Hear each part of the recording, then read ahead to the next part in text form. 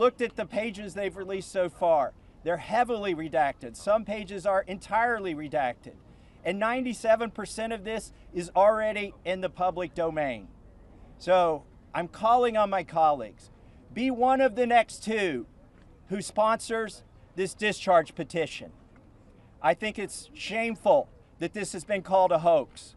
Hopefully today we can clear that up. This is not a hoax. This is real. There are real survivors. There are real victims to this criminal enterprise.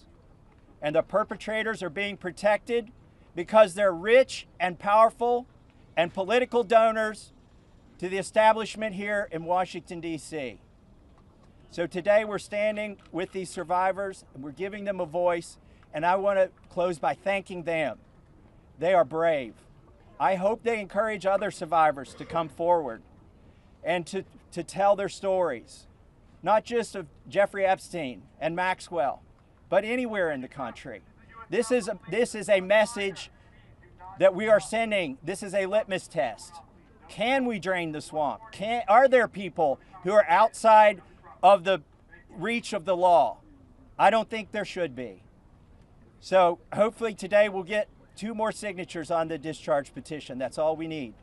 And with that, I want to introduce the bravest woman in Congress, Marjorie Taylor Greene. I find it interesting that the 3 Republican co-sponsors are women. These are women standing up for women. And Marjorie was the first to do it. And I think she deserves all of our gratitude for breaking that barrier and leading the way for the other Republicans. Hopefully they can find their spines as well. And with that, I give you Marjorie Taylor Greene. Yes. Good morning. This is my 5th year in Congress, and this is the largest press conference that I've seen since I've been here. And this is because this is an issue that matters so much to Americans. This is an issue that doesn't have political boundaries. It's an issue that Republicans and Democrats should never fight about. As a matter of fact, it's such an important issue that it should bring us all together. It's grieved me to watch the arguments and debates take place among my colleagues and even the administration. I think this is something that was worth fighting for. You see, the women behind me are going to tell you stories that you've never heard before. These are unimaginable horrors that they've lived with for their entire lives since they were very, very young. But these are also similar stories that many children, teenagers, women, and even men are enduring nightmares right now as we speak. You see, these women have been fighting since the 1990s. I heard one woman tell us yesterday since 1996. And they have carried with them shame. But I want to tell you something. The shame does not fall on these brave, courageous women. The shame falls on every single person that coldly turned a blind eye to their abuse. The shame falls on every single person that enabled it. The shame falls on every single person that took money to continue it. And the shame falls on the people in power over the past several decades that protected the monster, Jeffrey Epstein, and his cabal that continued a nightmare. Those people deserve the shame. And today we are coming forward and we are going to fight like hell for these women, because we have to fight like hell for those that are enduring sexual abuse and are living in a prison of shame. Anyone that is being abused, it is not your fault. You should live with no guilt or fear or shame. All of the fault belongs to the evil people that do these things to the innocent. This is the most important fight we can wage here in Congress, is fighting for innocent people that never receive justice. And the women behind me have never received justice. And do you want to know why? It's because Jeffrey Epstein somehow was able to walk among the most rich, powerful people, not only in America, but foreign countries. Yesterday, I heard countries like Saudi Arabia, Russia, and even Israel, and other countries The truth needs to come out, and the government holds the truth. The cases that are sealed hold the truth. Jeffrey Epstein's estate holds the truth. The FBI, the DOJ, and the CIA holds the truth. And the truth we are demanding come out on behalf of these women, but also as a strong message to every innocent child, teenager, woman, and man that is being held captive in abuse. This should never happen in America, and it should never be a political issue that divides us. And I want to thank Khanna and Thomas Massie for doing something brave, crossing political boundaries for a very important fight. And I'm honored to join both of them. And I'm honored that Nancy Mace and Lauren Boebert signed the discharge petition along with myself. And I asked my Republican colleagues not to choose just one path for justice and transparency and accountability, but I asked my Republican colleagues to choose every path for justice and accountability and transparency. And with that, I'd like to bring back Congressman Khanna to start this important press conference. Thank you very much. Thank you, Congresswoman Green, for your courage and for being here, and thank you again to Congressman Massie for co-leading it. I now would like to introduce two people who have been fighting this for decades. They haven't had their voice heard. The victims haven't been heard. They haven't just been on this in the last few months. They've been doing this in the wilderness for years, and they are really models of courage. Bradley Edwards and Brittany Henderson, who are the attorneys for the victims. Thank you for being here.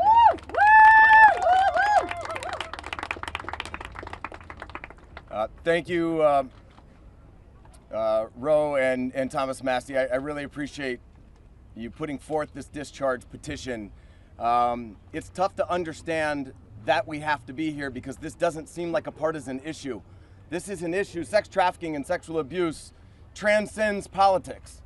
We as Americans expect equal protection under the law, and there can be no doubt that Jeffrey Epstein received far greater protection than any of the victims that he abused for years. In 2008, Courtney Wild walked into my office because she was a part of a federal investigation into Jeffrey Epstein, where all she wanted was the government to talk to her. Little did she know the government had worked out a secret immunity deal for Jeffrey Epstein, and we had to file Jane Doe's versus United States of America to prove that Jeffrey Epstein worked out an illegal non-prosecution agreement with the government. That was 2008. It took us 10 years battling the government pro bono for the judge to ultimately determine that the victims' rights were violated. The government has mistreated them after Jeffrey Epstein mistreated them. We then filed civil lawsuits against Ghislaine Maxwell, which has resulted in her being in prison. Our civil lawsuits led to her prosecution. We filed lawsuits against Jeffrey Epstein, against his estate, and against two financial institutions, JP Morgan and Deutsche Bank, that proved that they knowingly provided the financial infrastructure for a sex trafficking operation. Unfortunately, all of the documents and evidence that we have worked so hard to gather hide behind protective orders, confidentiality agreements, and bank secrecy laws. That is why this discharge petition is so important. While we have seen the documents, you haven't. And when you see the documents, you're going to be appalled. And the American people deserve to see everything. When you sign this discharge petition, it should mean nothing is off limits. That means the documents in the possession of the CIA should be made available. Those in the possession of the FBI going back decades should be made available. The SEC, financial records in the possession of FinCEN should be made available. Everybody knows that evil flourishes in the darkness. Corruption flourishes in secrecy. It is time right now to make a difference for the women that are behind me right now.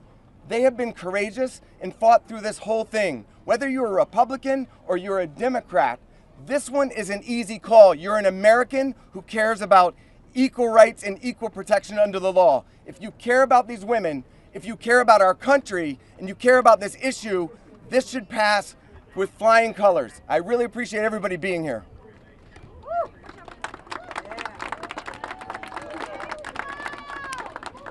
Hi, good morning. My name is Brittany Henderson, and I think in addition to thanking the wonderful congressmen and women who are here today, we need to thank the women, and not just the women who are going to speak, but the other women who are standing behind them, along with other lawyers, Sigrid McCauley, and people who have been fighting for a very, very long time for the world to give this kind of attention to an issue that it should have had forever. This administration has the opportunity to do what the past administrations did not do. This administration can either stand with the victims and stand for the victims, or it can continue to hurt the victims like has happened in the past. We aren't here just to ask for transparency, though. We're here too to ask for protection. The women here represent hundreds of other women who we have spoken to, many of whom were trafficked from other countries, from Eastern European countries where women don't have the rights that we have here. Women don't have the protections that we have here. And those women are terrified that their names will be released in these files. The government won't know that they're victims to redact and protect them. So we ask that you please, whoever is going to be in charge of redacting these files and in charge of this transparency, do it in a way that protects the women brave enough to be here, but also protects the women who are terrified that every day when they turn the TV on, something bad is going to happen to them in Ukraine, in Russia, in whatever country they live in, because no one is listening to them there. So thank you for being here, thank you for listening, and please protect these women while we seek transparency. Good morning. My name is Anushka DeGiorgio, and I stand before you today as a survivor of both Jeffrey Epstein and Ghislaine Maxwell. I want to thank Congressmen Massie and Khanna for their role in putting together this very, very important bill. Every day of this journey toward healing has come at a profound cost to my mental health. But I am here.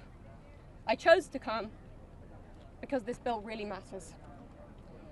I speak today not only in service of my own recovery from trauma inflicted by Maxwell and Epstein, but to honor the lives, the courage and sacrifices of Virginia Giuffre, Caroline Andriano, and others who could not continue. Their voices mattered. Their stories must not be forgotten. Accountability is what makes a society civilized. Equal opportunity and equal consequence for all. Consequences are not about punishment alone. They exist to deter future harm, to protect vulnerable, and to set a standard of justice. If Ghislaine Maxwell were pardoned, it would undermine all the sacrifices I made to testify and make mockery of mine and all survivors' suffering. That is why the Epstein Files Transparency Act is so essential. It requires the Department of Justice release all the records related to Epstein and Maxwell investigations, flight logs, immunity deals, internal communications, and even the records surrounding Epstein's detention and death. And crucially, it forbids withholding documents simply because of embarrassment, reputational harm, or political sensitivity. This is about ending secrecy wherever abuse of power takes root. But transparency alone is not enough. Survivors need protection, resources, and legal support. If this Congress is serious about justice, then let this moment also affirm your commitment to provide victims with the legal aid they need to confront abusers, to navigate complex systems, and to reclaim their power. Transparency must be matched by support, or else too many victims will remain silent out of fear and lack of access. The statistics demand action. Nearly 1 in 5 women in America will experience rape or attempted rape in her lifetime. Every 74 seconds, someone is sexually assaulted. Every 9 minutes, that person is a child. These are not numbers, they are people.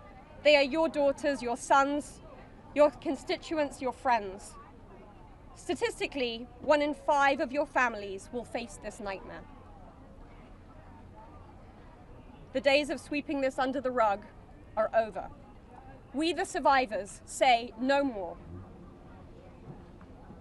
I want to help create a world where survivors of sexual abuse and abuse of power can come forward safely. And I ask Congress to join me in that effort, not only by passing this bill, but by ensuring that those who step forward have legal support to face their abusers, and see justice done.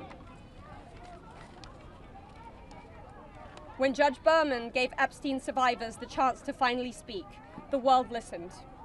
After so many years, survivors were heard. That moment was historic, and so is this moment. For me, the turning point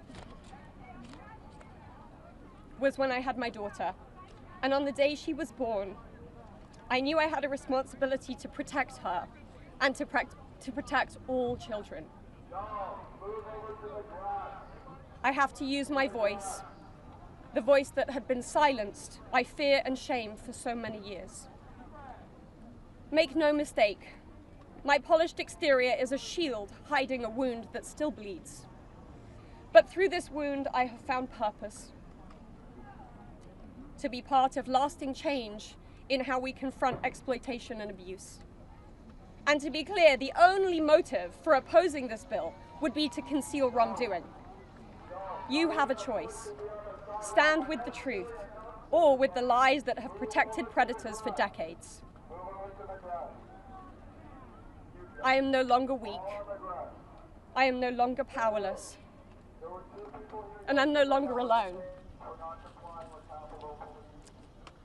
And with your vote, neither will the next generation be.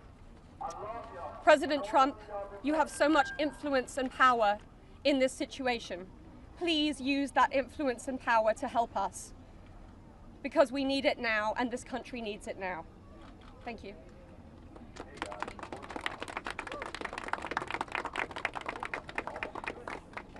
Hello.